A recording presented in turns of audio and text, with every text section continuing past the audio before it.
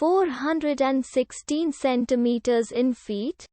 First of all, we need to know the value of 1 centimeter in feet. It's always 1 centimeter equals 0.03280839895 feet. Now we have to multiply 0.03280839895 by 416.